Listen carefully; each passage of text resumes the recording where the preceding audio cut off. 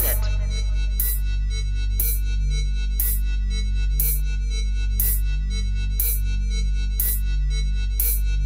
T-minus 50 seconds.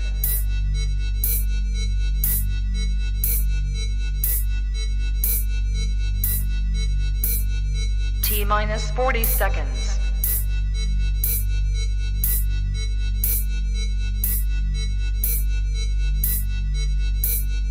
T-minus 30 seconds.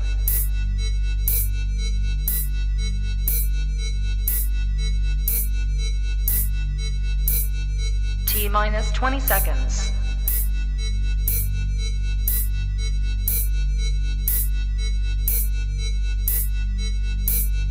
Ten, 9, 8, 7, 6, 5, 4, 3, 2, 1, 0.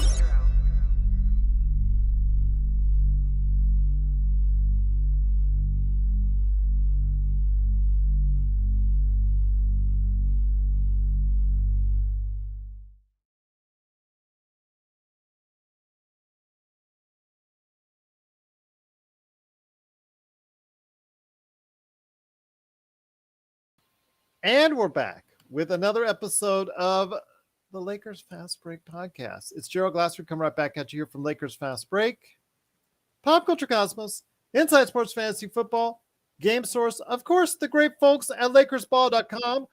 Be a part of what we're doing today at LakersBall.com as Ox 1947, the man himself, Joe Soro. He's loving what he's doing, not only for playback.tv/Lakers Fast Break, which had a great crowd today, but he is also doing what he can for LakersBall.com. Plus also as well, if you can go ahead and check out what he's doing today, Simblades with the Y.com for your lawns, new lawns, transgression as far as a total transformation into a new lawn today. Simblades with the Y.com. Sean threw me off on that one.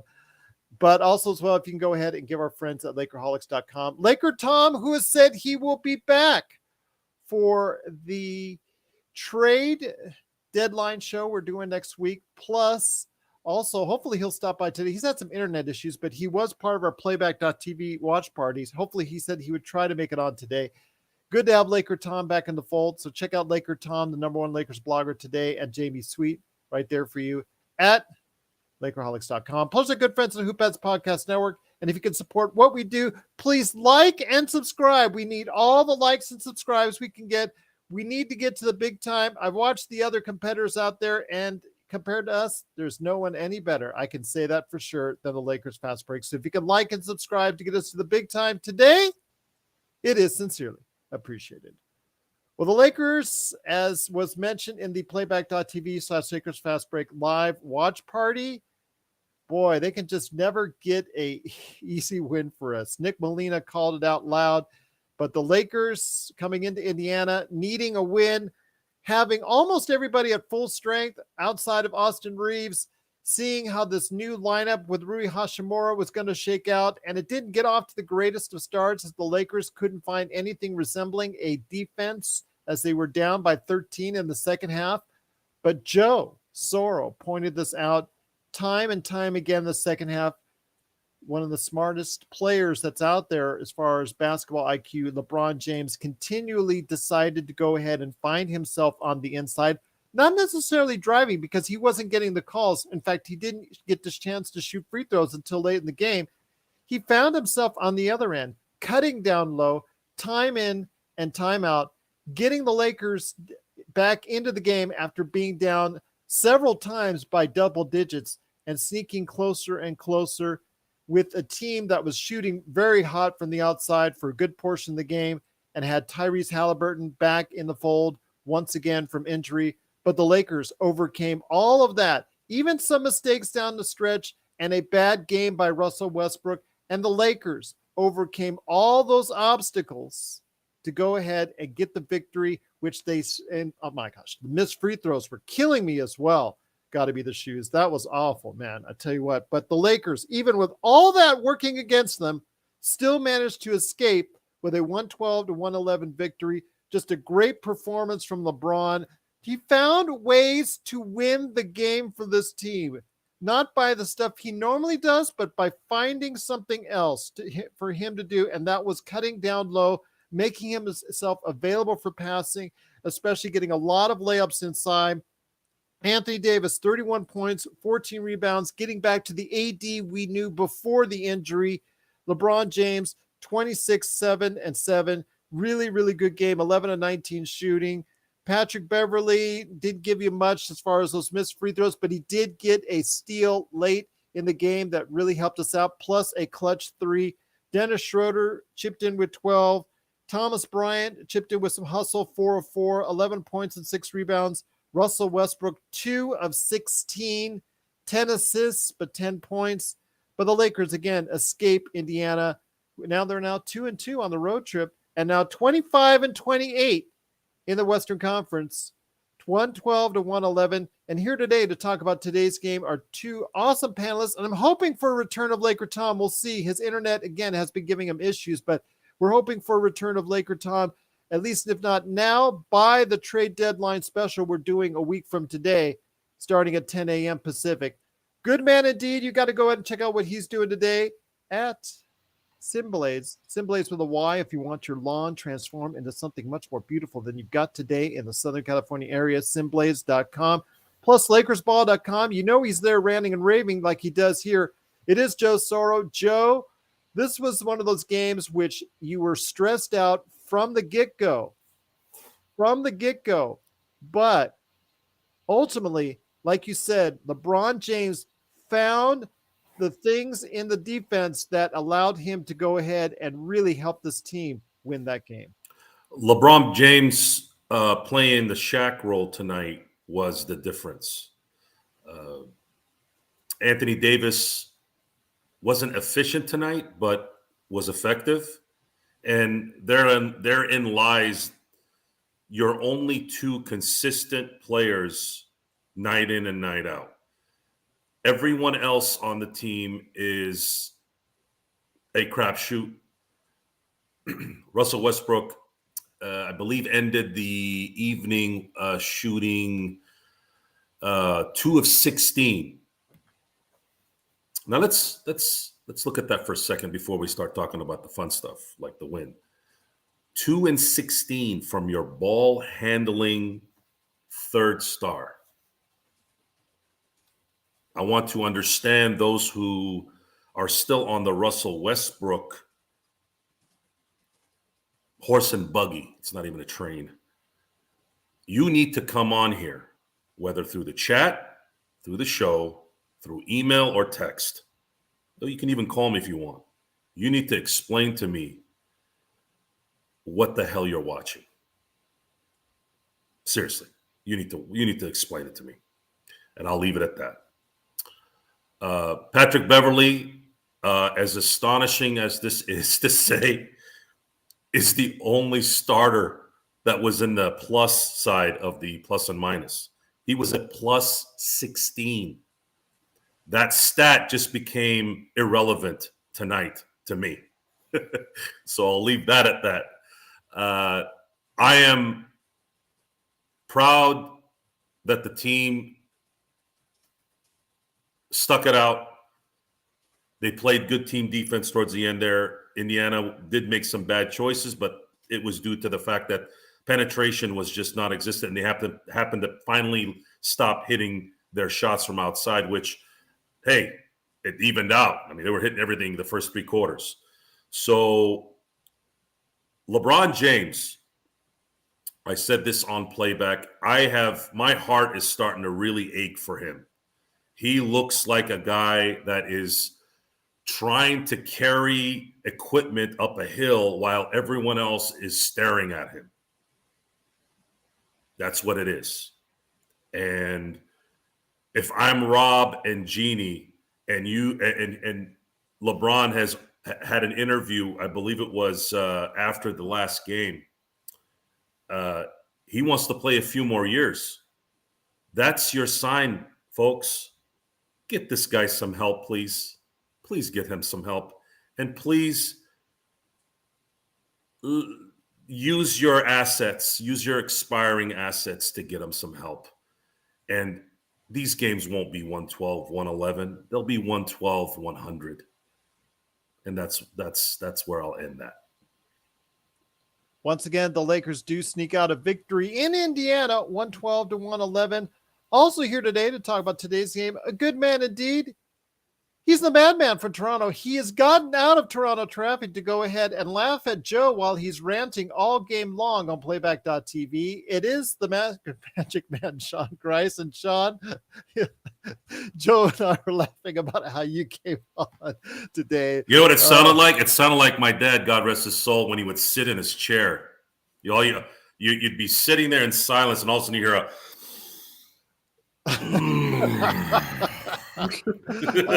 Sean, we've got much love for you, my friend. Much love. So glad to have you here, my friend. But tell me your thoughts on today's game. Very frustrating to watch.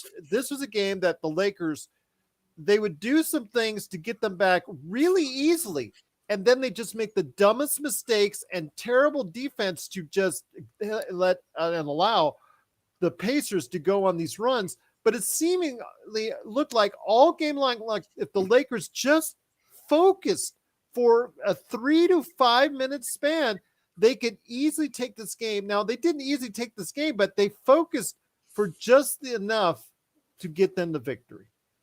Gerald, we're both, I believe, big X-Files fans. Do you remember the Cigarette Man? Yes. So, yes.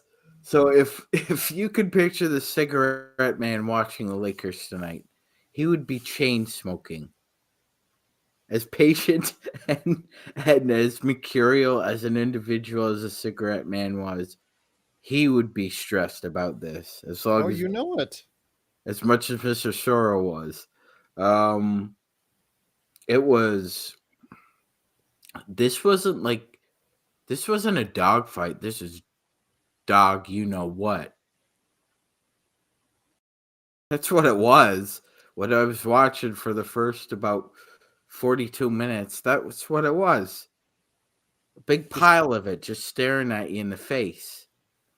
And it took LeBron and AD getting pissed off enough and with enough time left that they took care of business.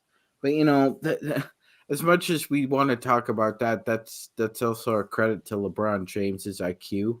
That he can pace himself and understand that, yeah, as Joe colorfully described a playback, which I won't repeat, but he's surrounded by talent, and the talent isn't really talented. And that's the big problem with LeBron. So he waited until the talent got him as far as they could in the fourth, and he decided to take over. And like Joe said, it was a crash course in bully ball. He got whatever he wanted down low, whatever he wanted. And to a credit to him, you know, he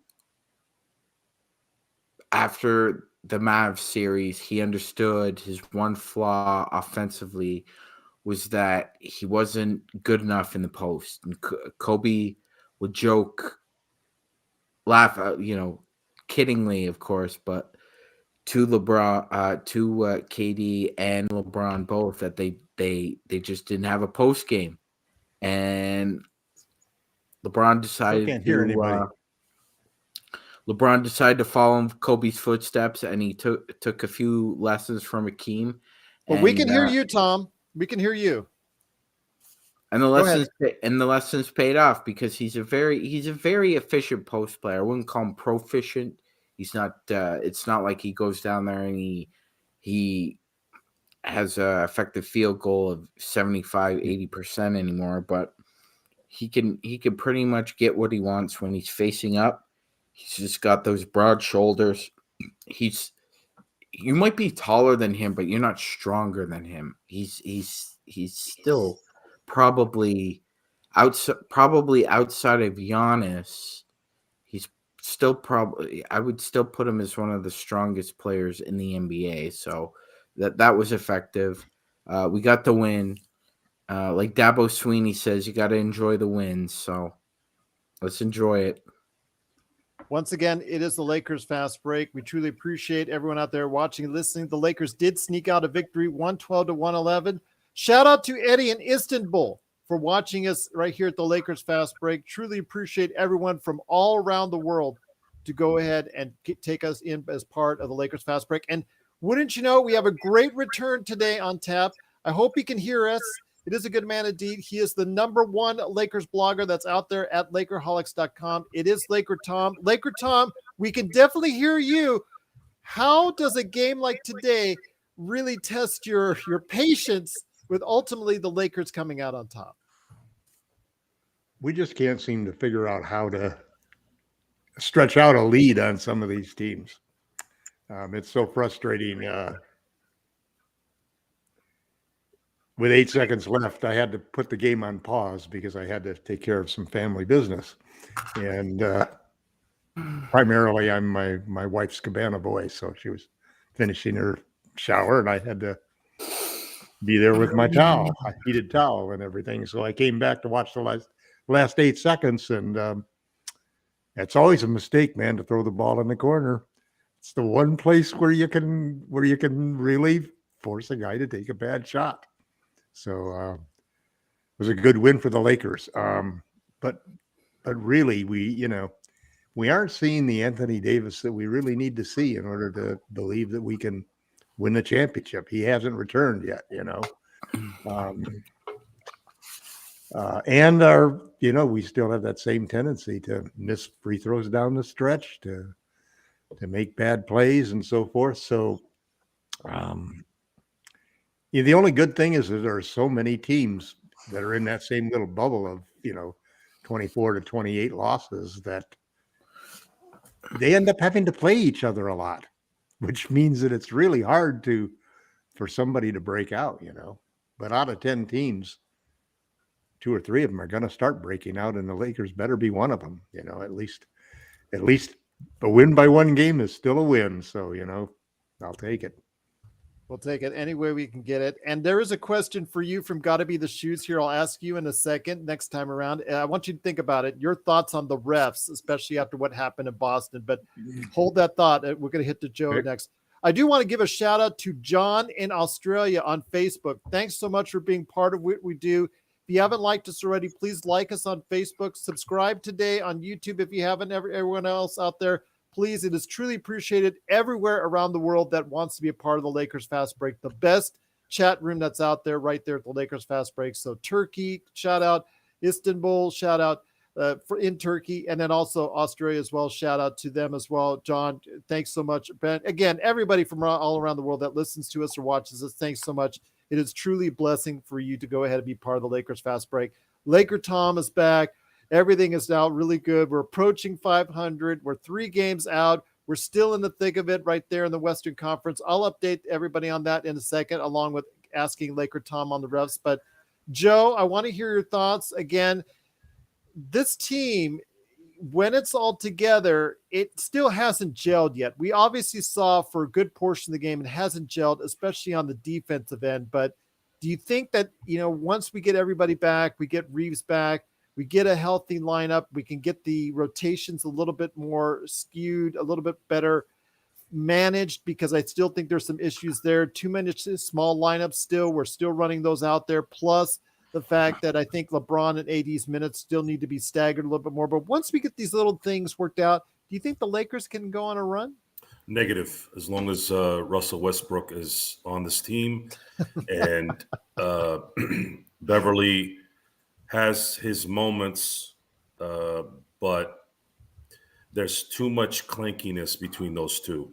There needs to be they need to get 2 more players in here that they know they can rely on, so that LeBron can get some rest, so that AD doesn't have to kill himself on the defensive end covering up mistakes. As far as Lonnie Walker and Reeves and Rui, I mean, let's develop something there where those guys are doing the good job every game. one or the other. But the Lakers are desperate to get rid of a couple of these guys and get a couple of guys that can actually be consistently rolled in this thing. Otherwise, LeBron has to go down low and play bully ball from underneath the rim, which is what he did. That's why guys like Wenyen and Bryant were obsolete to this thing, because they wouldn't have benefited in any way. And they weren't when they, or at least Bryant wasn't when he was playing. They were struggling. He is challenged on the defensive end, and he can't be a part of the team guarding athletic players, which is what Indiana has a lot of. So the Lakers absolutely need to in a week get a couple guys, or this is exactly what we're going to watch the rest of the year. What we can hope for is that we can hope that LeBron and AD don't die, and we can then, we'll be competitive because they're that good. But for us to have a run, to actually have a shot, absolutely not. We have to bring help. And I am seriously, every game it seems like I am in complete depression for LeBron. I feel really bad for him. He looks like a guy that is just begging for something besides him doing everything. So, Rob, get off your freaking ass and do something here. Sean. Oh, couldn't have said it better myself. Sean, I will say, though, when the Lakers, they seem to, again, focus, I think, is an issue. I think tonight, even though I'm not as high on them as other people are in our chat, and I've actually reached out and spoken to people off and on air in regards to this, Wenyen Gabriel could have given the team, I think, a little bit of a lift as far as energy in that third and fourth quarter when I think they kind of needed it. But still, even without that kind of energy, which Thomas Bryant provided at times, still, I think that the rotations are not quite down yet. I think still too much Russell Westbrook, as we saw tonight. When he's not feeling it, when he's not giving you what you need, why the need to keep him out there playing? Because he can really make things harder for your team. Yes, he makes things very difficult. And when he's not being efficient with his shot and his assist to turnover ratio, he's usually either looking at the fashion in the crowd, not paying attention on defense, or thinking about his next movie or documentary. It seems like he completely zones out on defense. And I don't mean that as a compliment. I'm really confused why Darvin Ham didn't decide to go back to the big lineup, because I think you wouldn't have been down by 13 at half had you put Troy Brown in the starting lineup and bring Pat Beverly off the bench like everybody wants you to do. Nobody thinks Pat Beverly is a starter anymore in the NBA. He's not. He's not. This dude is cooked. He is cooked. He does not provide the same level of benefits, let's say, we'll use a generous term, benefits, either offensively or defensively anymore, because he can't keep anyone in front of him anymore. And because of that, if you are a pest and you don't have any skills outside of that from a defensive perspective, then you get exposed quickly. And it happens fast. That regression from being a pest and an effective defender to being cooked and everybody just licking their chops at you because you're Bugs Bunny and they're the bull. Remember that cartoon, Gerald? Oh, I do indeed. Yeah. Yes. Every time somebody sees Pat Beverly on them, I get that image of just the bull just running up behind Bugs Bunny and just giving it to him. That's one way to say it. LakerTom, wanted to ask you a couple things.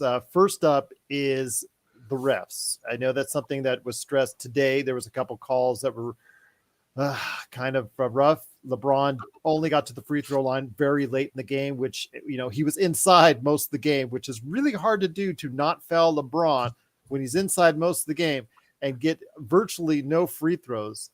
Your thoughts, especially after what happened in Boston, the thoughts on the reffing this year. I know we've discussed it at length on this show, but I know that the crowd wants to hear your thoughts. Plus, then I've got a Bulls trade comment I think that was made for you as well.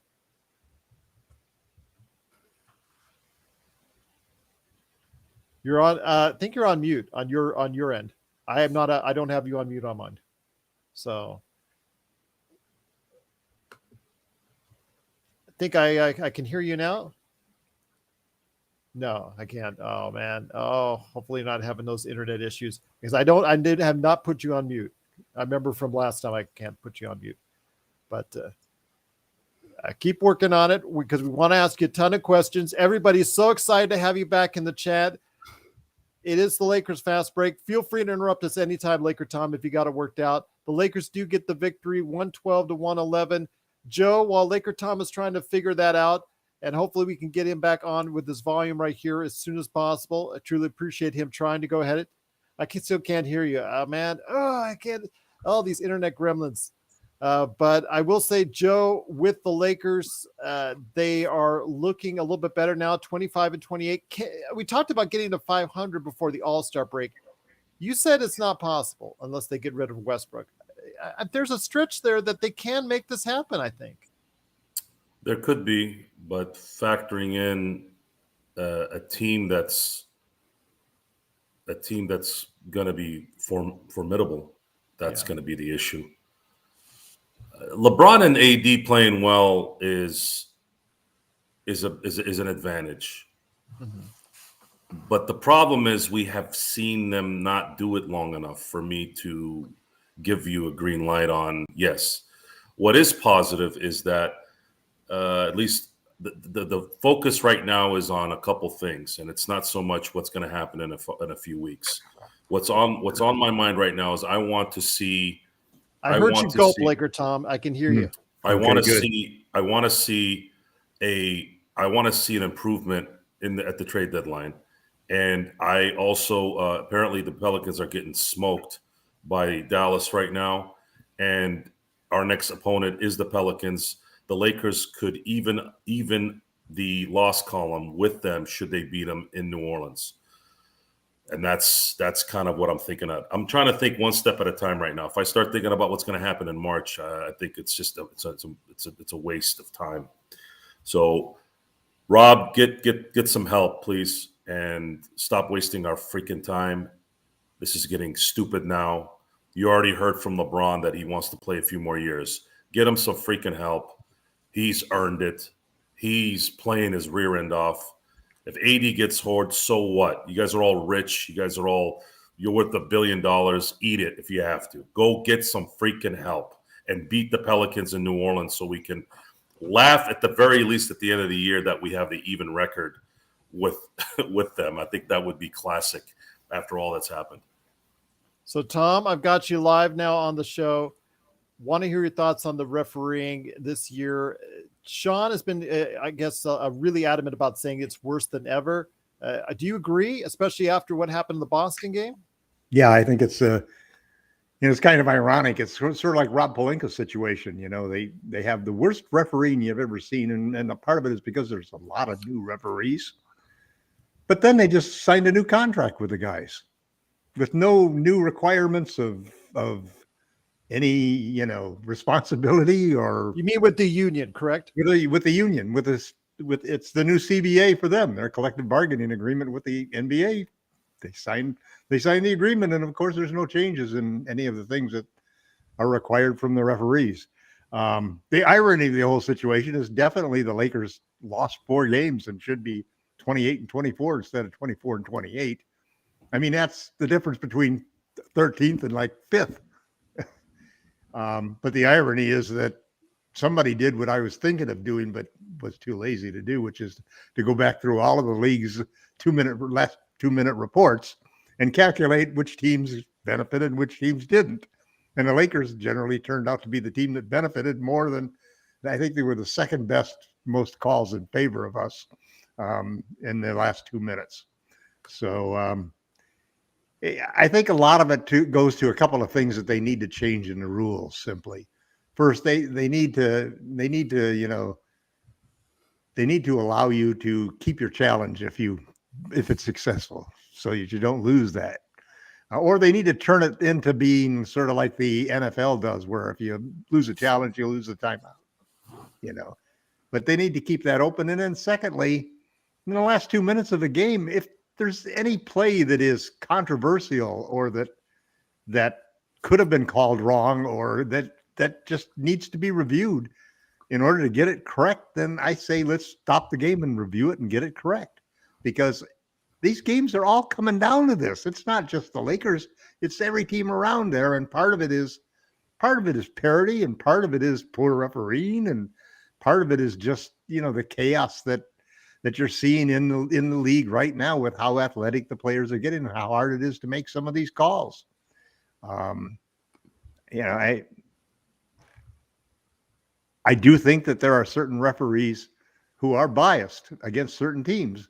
And basically, you see in baseball, at least, that they can pretty well tell, and they're going to tell the audience that this referee or this umpire is a pitcher-friendly umpire or a hitter-friendly umpire. Seems like every team we face is an anti-Lakers referee. And a big part of it is probably LeBron. It's kind of like Shaq. That's a foul on everybody else, but it shouldn't be a foul on Shaq. It shouldn't be a foul on LeBron because he doesn't even feel it. And that's true of a lot of the things that probably a 160-pound guy like Trae Young would really jolt him out of his and affect his shot. Probably doesn't affect LeBron, but it doesn't, he how can you have the most attempts at the rim of anybody and be like 6th or 7th in the number of free throws that you're awarded? So the refereeing sucks. And They shouldn't have got a new contract the same way as Rob Lilinka shouldn't have got a new contract. There you well go. Said, Absolutely. Tom. Well Yes. said, Tom.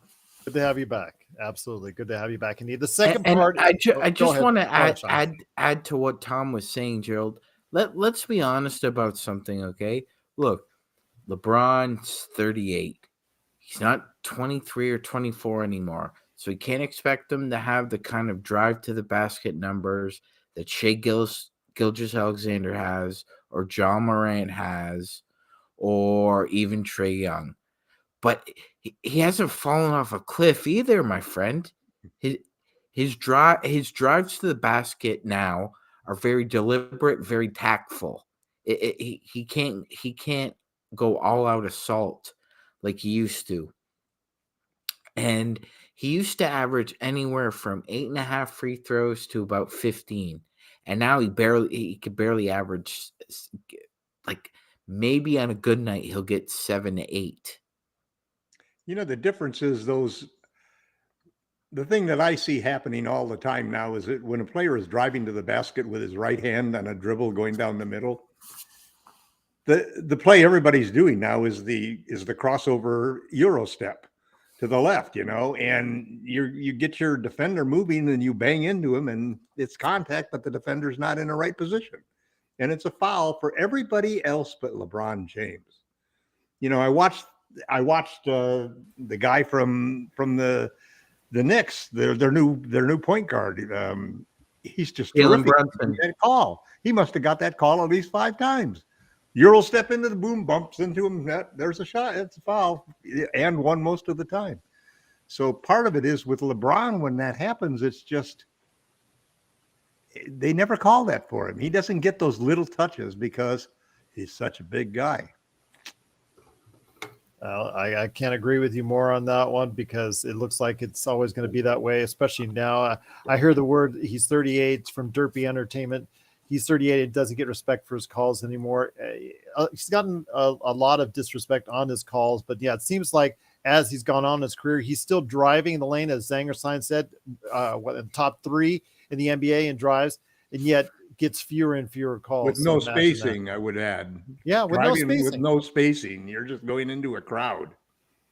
Devotion, I'll hit that question up for Tom in a second. The next question for Tom, because he's back on the show. I know a lot of people are asking him questions. Second question is on the trade deadline. I know Gary Trent and Toronto, half Toronto's team has been on the trading block as far as everybody's been talking about, but also Zach LaVine has been a big name that's mentioned. And you and I both know the Lakers love big names, especially ones that played in Los Angeles, played in UCLA. Cocaine. Yeah, I know. You and I originally talked about this. You made a proposal, one of your many trade proposals. Actually, this wasn't as crazy as normal. This one actually, but people were actually talking, going back and forth on it. This was a Zach LaVine trade that you had in mind, and somebody went off on you, and I interjected and I said, okay, but how about this? Try it from this way. And they said, oh, you'll never trade Pat Will. Well, okay, then you keep Zach LaVine and his creaky knees and his end of the contract, $50 million a year. But if the Lakers trade for Zach LaVine, I had proposed Zach LaVine, Ayo Dosunmu, Kobe White, and Patrick Williams. That gets you size, shooting, and some defense along with Zach LaVine. You give up Russell Westbrook. I think you give up Walker, so you still have Beverly to trade his contract, but you also give up the first. I know you hearted it at the time, but they wanted you to elaborate more on if you liked it or not. I hate any trade with Chicago, even the ones that would bring back Alex Caruso, primarily because every time you try to do two things at once, you end up doing neither one of them good enough.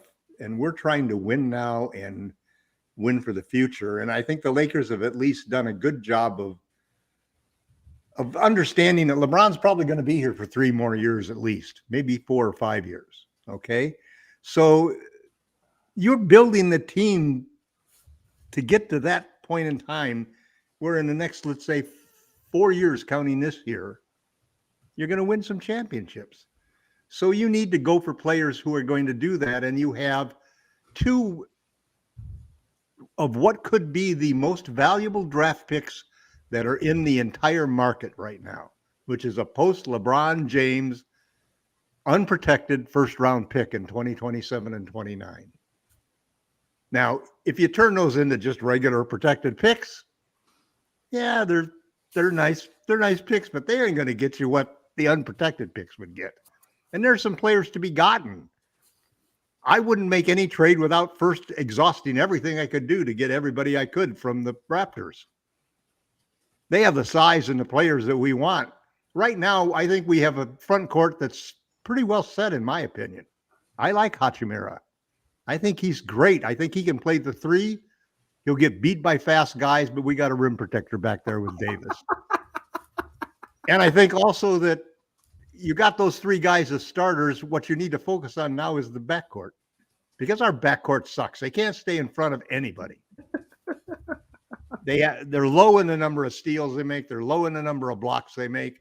They can't shoot that well. They're guards that basically, I can't remember who said it earlier, that they shouldn't be starting, and definitely not for a championship caliber team or a team that aspires to be a championship caliber team. So Gary Trent Jr. and Frank. So Tom, do you think Rui should start? Pardon? Do you think Rui should start? Yes, I do. I think Gerald, it's the size thing. He gives us great size, and there'll be instances where blocks. His 7'2" wingspan, he can be beat because he's slow. You can't play him and Thomas Bryant in the same lineup, for example. No, that's correct. Because you got two guys that are just really behemoths.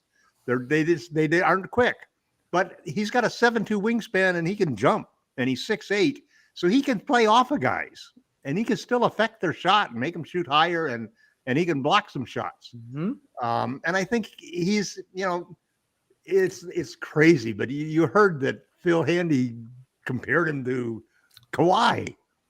And I heard somebody else do that the other day. He has a Kawhi-like ability to get off mid-range shots and to shoot the 3. Unfortunately, he can't play defense like Kawhi did, so that kills that comparison. But no, I do like Rui. I like him. I think his size is really important. I think that he's he fits everything you want. He's sort of a compromise, if you will, between getting the 6'7" type guy who's a really quick 6'6", 6'7" guy to play your wing versus a bigger guy. And it helps a little bit because when AD is at the 5 and LeBron's at the 4, they don't have positional size advantage. They're playing against guys the same size. It's not if they go down to the 4 and the 3, then they really have an advantage over people, which is why that's why they should have traded for Miles Turner and Buddy Hield, at the start of before training camp, because we saw tonight what that would have meant. Then you got real positional size if you got somebody at the center position like Turner. But at any rate, I it's the guards. We need a new point guard. You can't. The thing that's good is you're hearing, and this is promising, Joe, that all of the focus is what can we get for Beverly and Westbrook, because those are the two guys that you got to get out of the lineup because they're the two chaos agents. You cannot have a disciplined team that knows what to do and that responds intelligently and consistent at the end of games or in the playoffs if you have Russell Westbrook and Patrick Beverly as two of the wild cards that can explode at any point in time in any game, and they do. Yes. And tonight you cannot have them be your guards.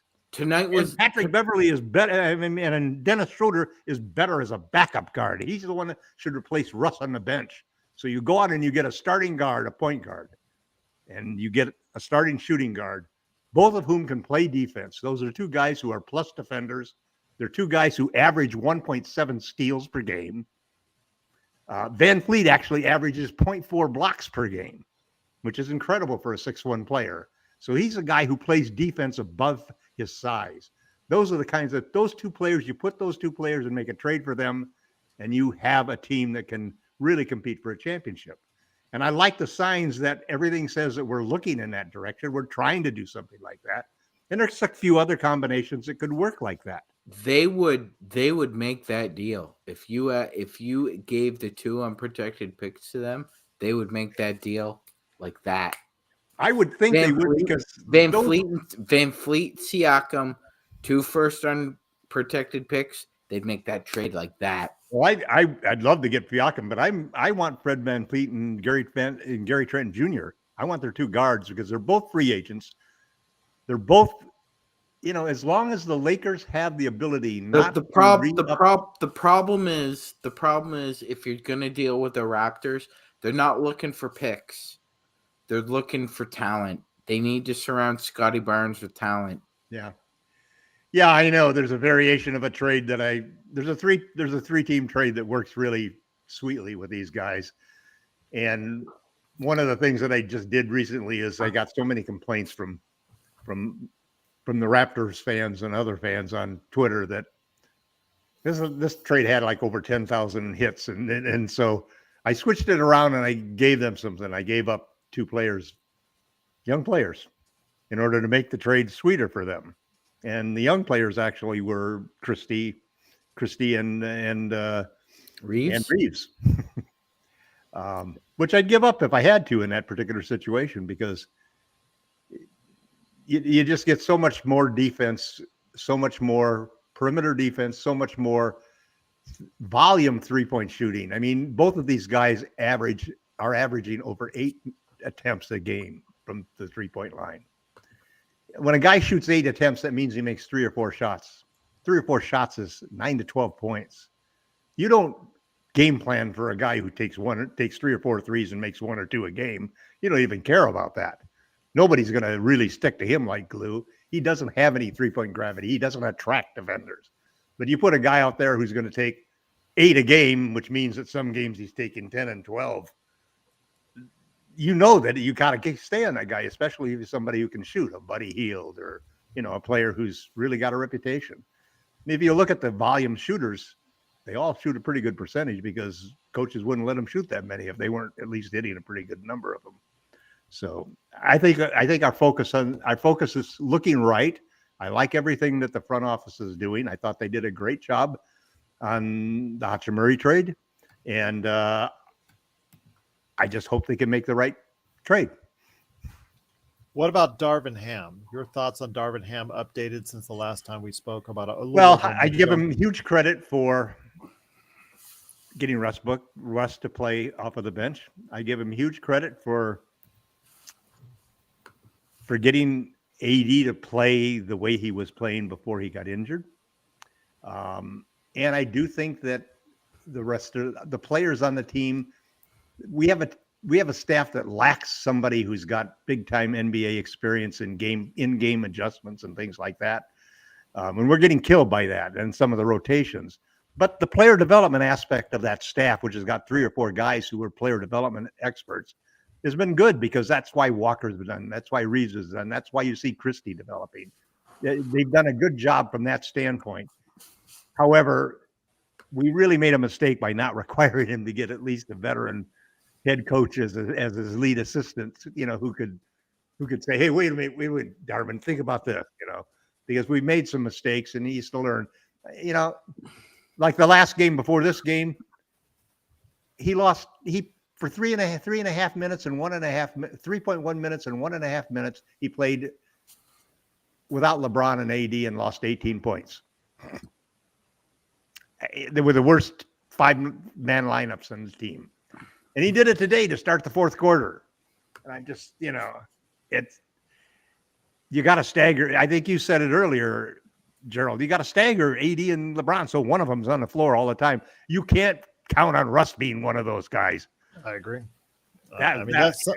It was obvious. You saw in the first half. Stuff in the mini lineups. Come on, Darwin, wake up!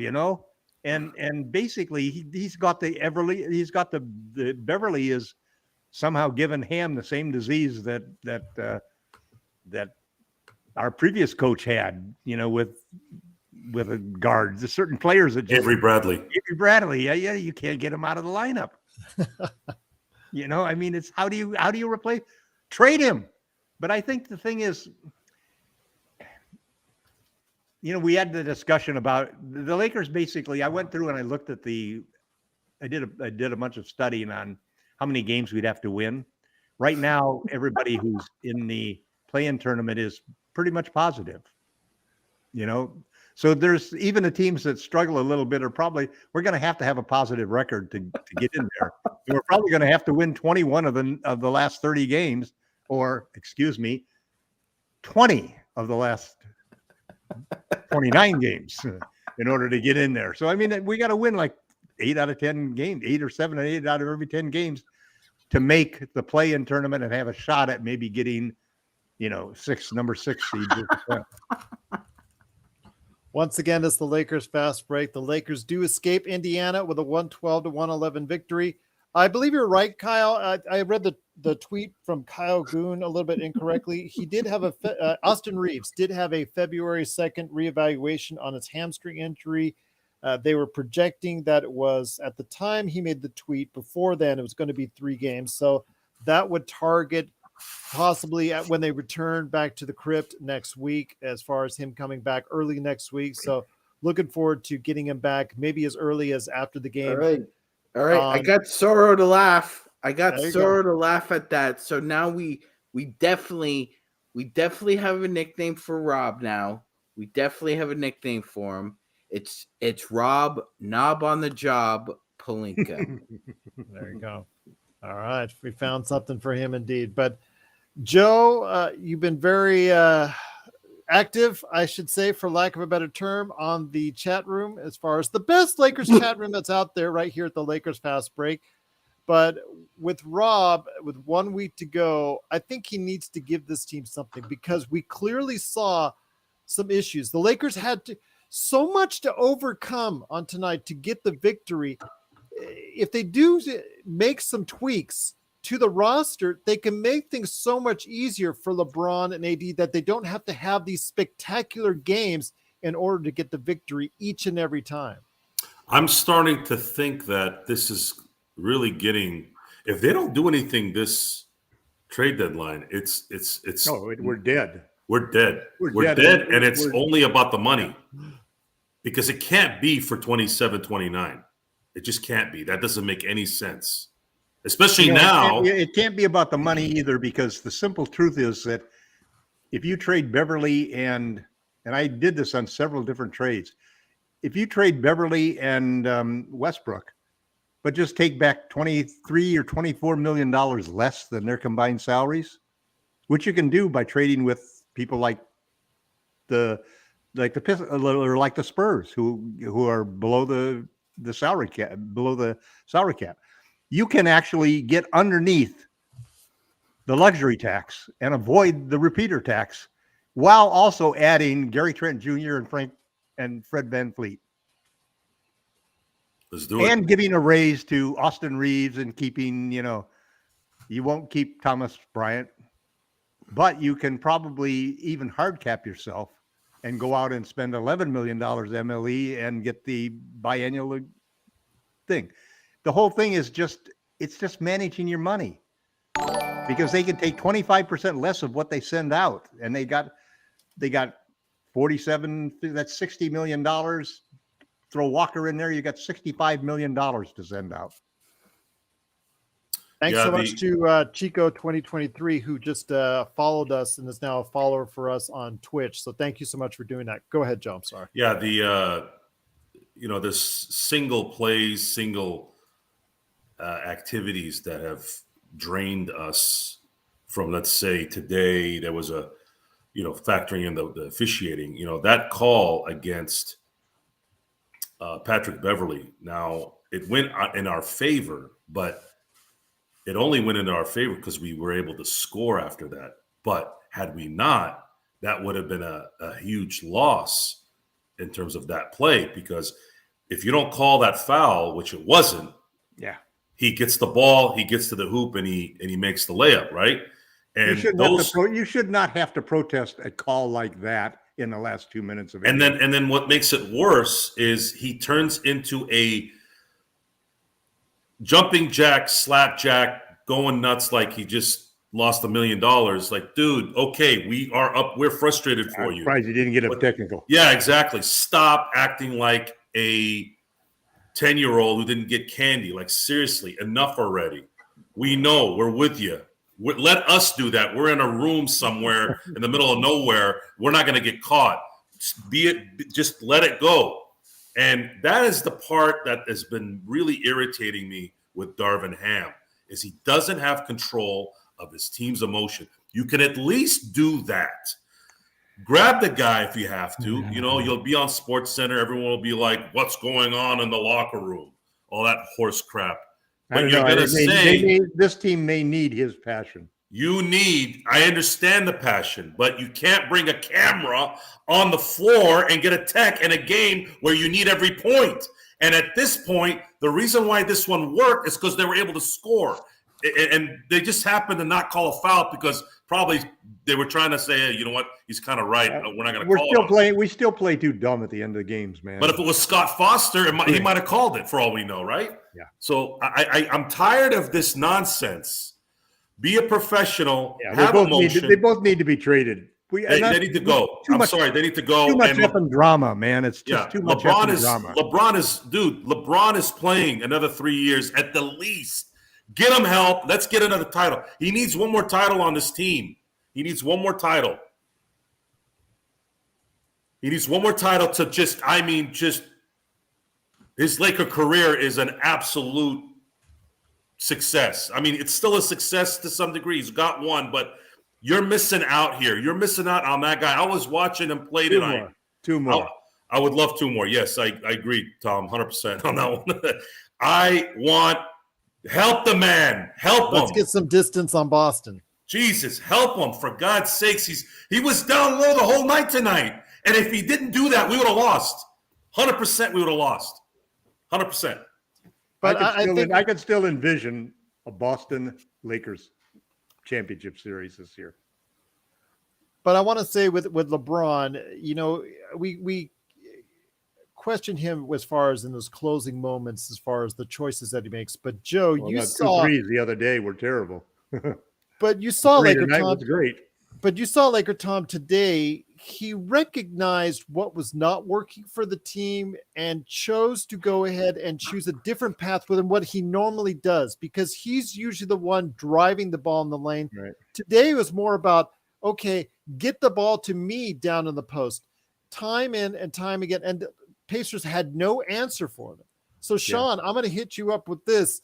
I mean, when we all give LeBron crap, when he makes those mistakes down the clutch, and that he should do the things more like he did in Boston when he did take it all the way to the hole last second. No complaints from him on that. But for every time he does that, we've seen so many frustrating moments with LeBron. But you got to understand, there are times like this when we realize what amazing basketball IQ he really has in recognizing what the Lakers need and when they need it. Yeah, 100%, Gerald. It's almost as if he can look at a blank canvas and decide what it's gonna look like. Or he's like a great photographer, and he sees what he wants to photograph in the foreground, but he pays attention to what's going on in the background as well. He has that both right and see, Gerald. LeBron's sort of like, to me, he's a different kind of IQ basketball player. It's just, so you have a left side of your brain and you have a right side of your brain. One side is more logical and the other side is more creative. He finds a way to blend those two, to blend them. It's very different. It's a very different kind of IQ. One thing that has separated, say, as a facilitator, say, as Magic from LeBron, is when Magic said that he had the ball and he was going full speed down the court. He spoke about it. He didn't even know what he was going to do. He didn't know whether he was going to go up for a layup. He didn't know whether he was going to dish it to Kareem or a big game under the basket, or dish it back out to Norm Nixon, or on a trailer like Kurt Rambis or Mark Landsberger. But LeBron is very tactful, very deliberate. He knows what he wants to do. I've often talked about how he often plays the point guard position like a quarterback in football. He relies on reads and instincts, and he could do that more effectively than others, is because it's not instinctual. It's not an instinctual gift. People get that confused, right? So as an example, if you took every goal Wayne Gretzky ever scored in the NHL and took it away, he would still lead the NHL all time in points. He had over 2,000 assists.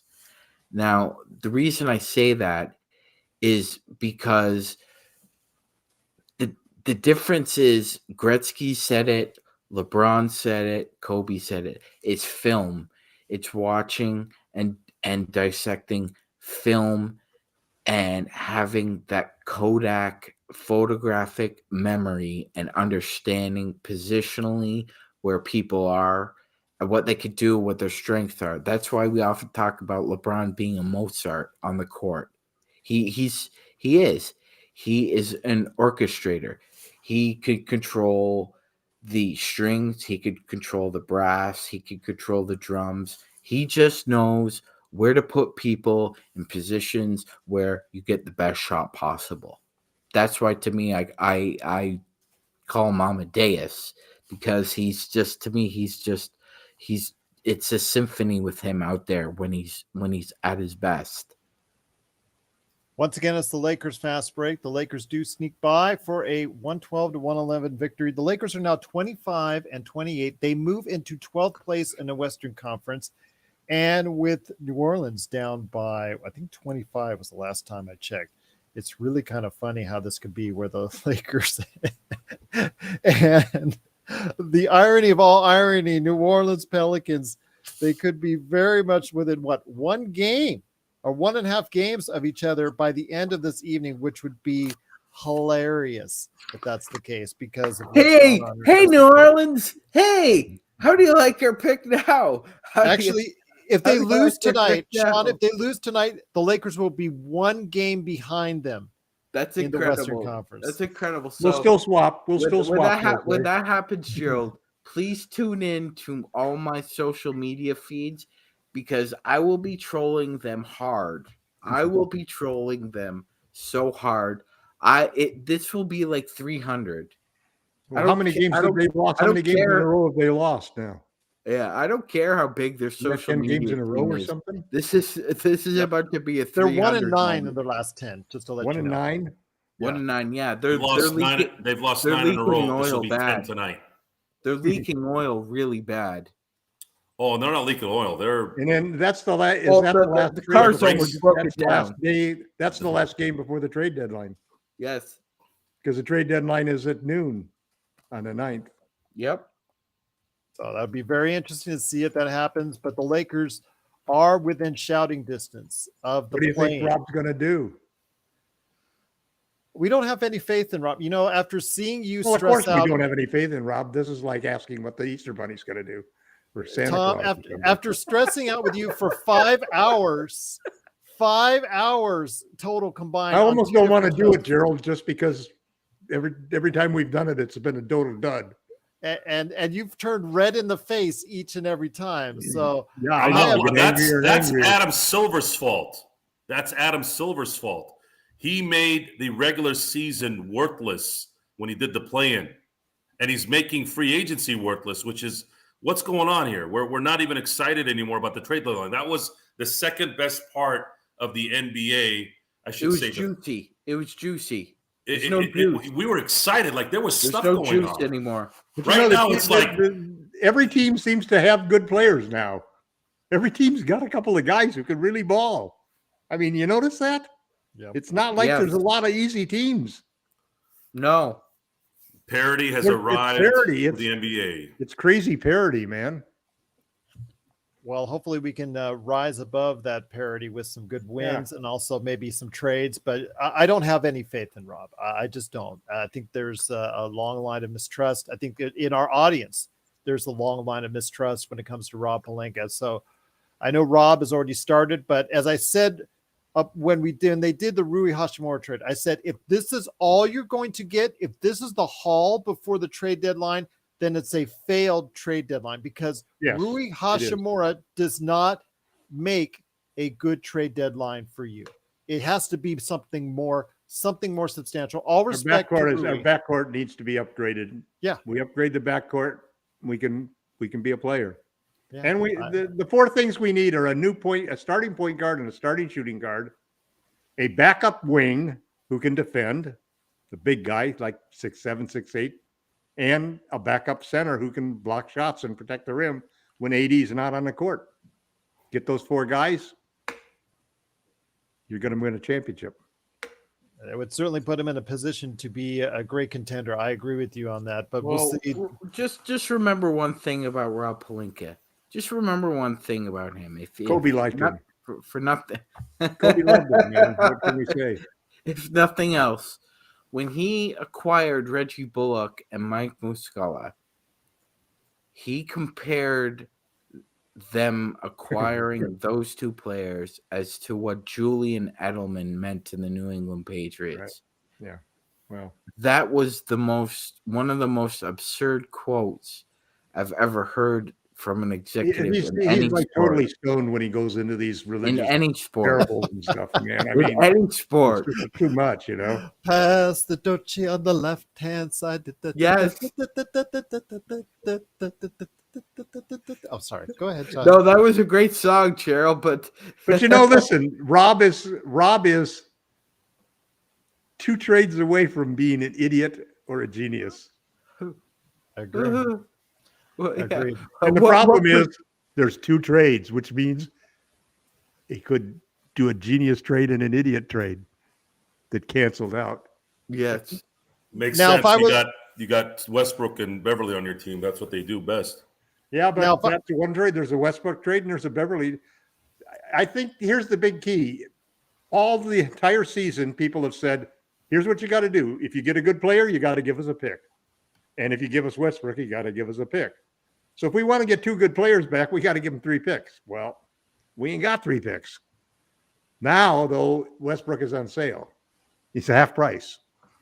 So that helps it out. So now you split them up and you tell everybody nobody's going to get 2 picks, which is what we've done. So we go for a 1-pick trade over here and a 1-pick trade over here. 1 pick is, Beverly and Walker, because you don't want to lose them for nothing like we lost Monk last year.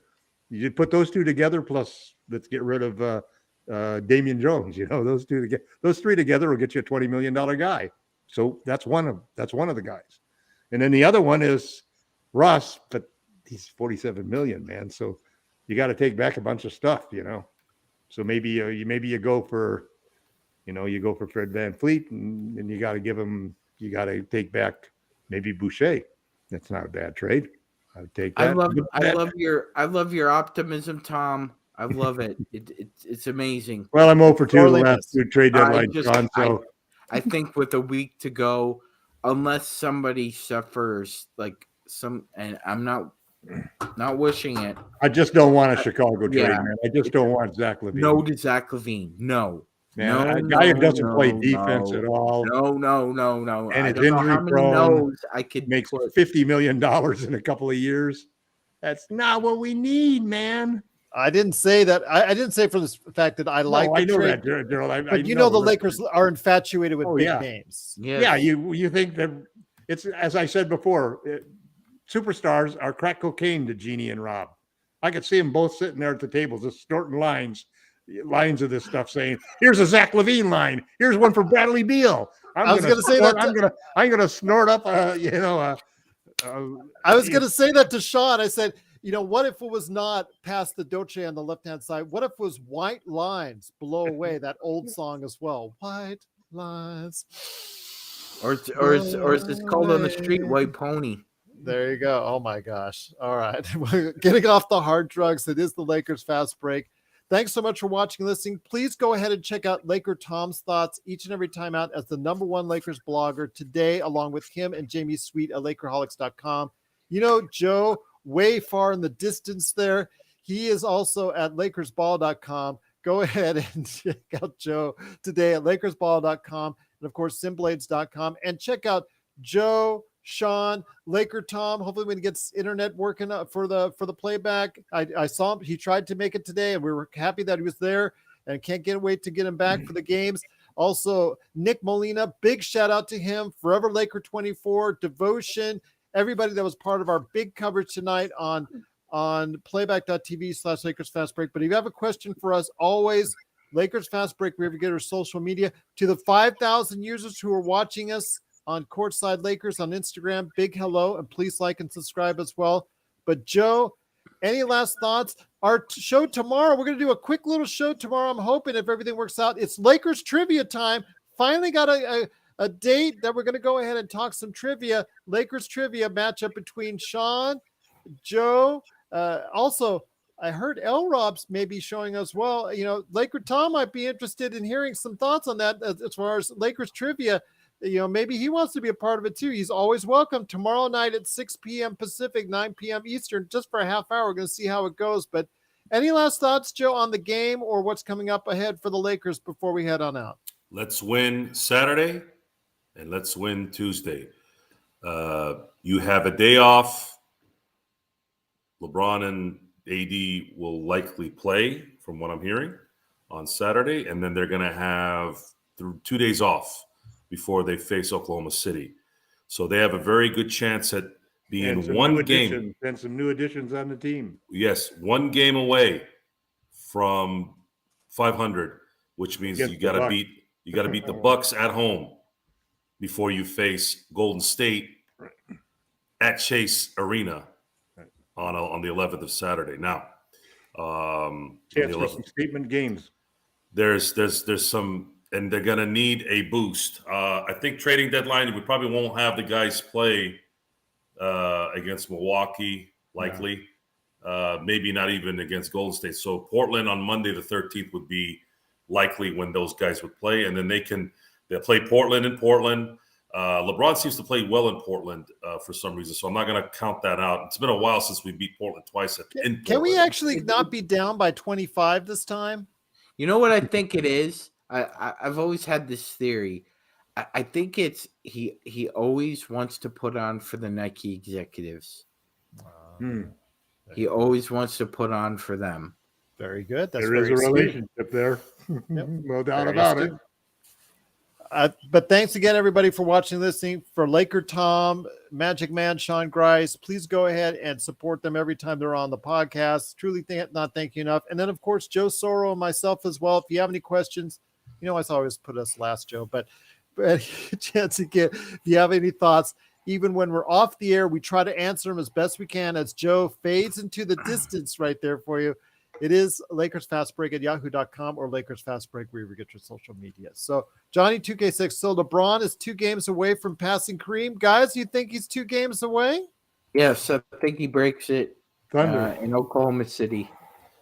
Didn't someone say yesterday that it was, or on at the Knicks? After Isn't that game a home game? No, it's on the in road. Oklahoma City. Oh, is it Oklahoma City? Yeah, and they said tickets are going as high as $7,500. I think. Yes. I lived in a place like that, unfortunately. Oh, it is at home. It is at home. Thank you, Yeah. Thank you, Z. Thank you, Z. That's where you wanted it to be. Oh, is it? Wait, hold on. I will check to verify because now Zangerstein. Come on, man. We need to know this now. Yeah, No, I don't come think on. so. I'm kidding, Z. It's a home game. It's a 5-game road trip. It ends tonight. Yeah, that's true. What are you That's talking true. about? That's true.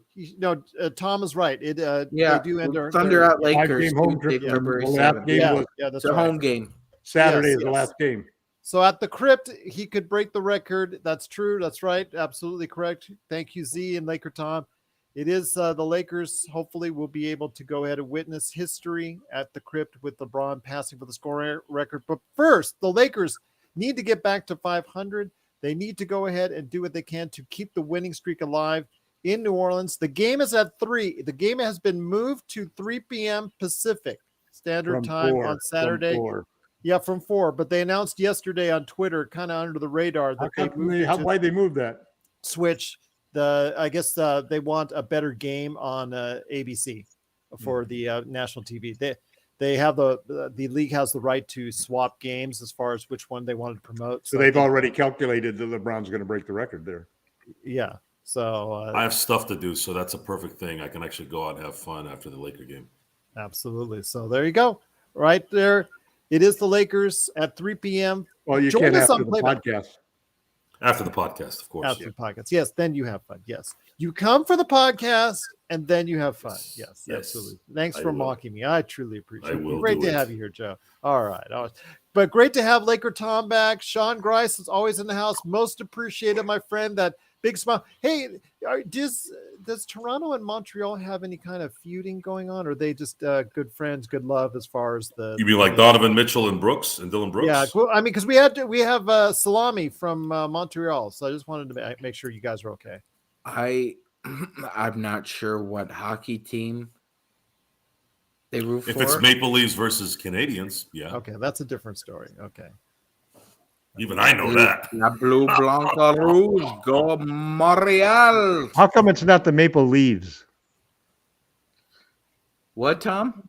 He I've said always he's wondered why it Maple wasn't Leafs. the Maple Leaves. It's the Maple Leafs. And then I know. when the playoffs roll around, it's the Make Me Laughs. But it should be Leaves. 2 words. Blame Canada. Nope.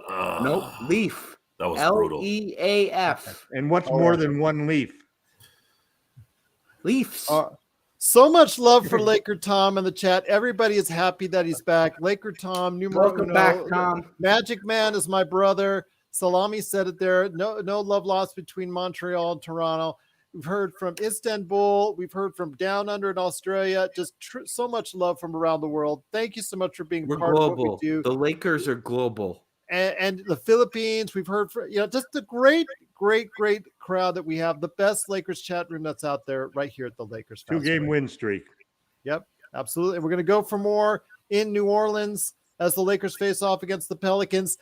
The irony is that the Lakers could actually, with the win, tie the Pelicans, and that would be hilarious with all the things that have gone on.